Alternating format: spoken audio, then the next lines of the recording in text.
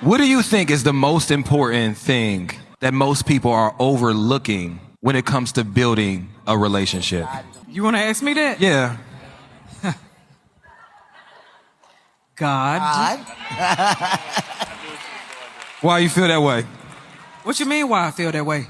I'm not for the listener, not for me. Songs of Songs, Ephesians, 1 Peter's, 1 Corinthians. The Bible itself is the foundation. Christ itself is the foundation.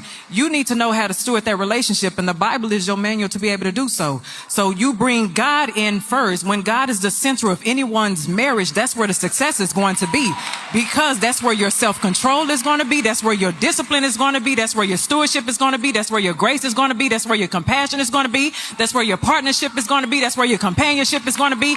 That's where your oneness is going to be. That's where the unity is going to be. That's where your covenant is going to be. You have to understand what covenantal love is to begin with. And if you want to understand it, you need to know how Christ loved the church to begin with. That's the foundation. So if you want to talk about how we're going to build a home, Jehovah Jireh, Jehovah Rapha, Jehovah Nisi, Jehovah Jabor, El Shaddai.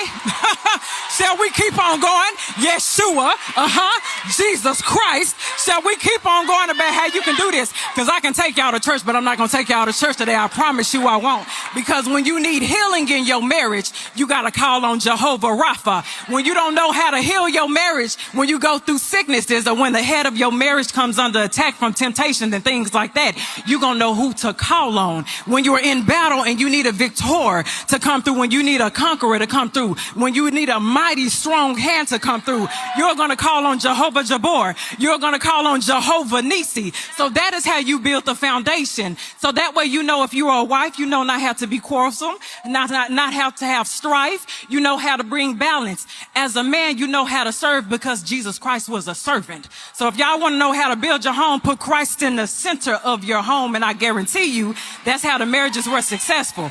Now, judging by the way you looking at me, I don't know if you're a believer, but even if you're not a believer, I'll take you to church if I want to.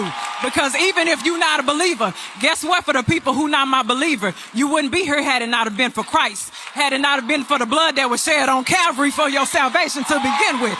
It was the blood on Calvary that was your salvation to begin with.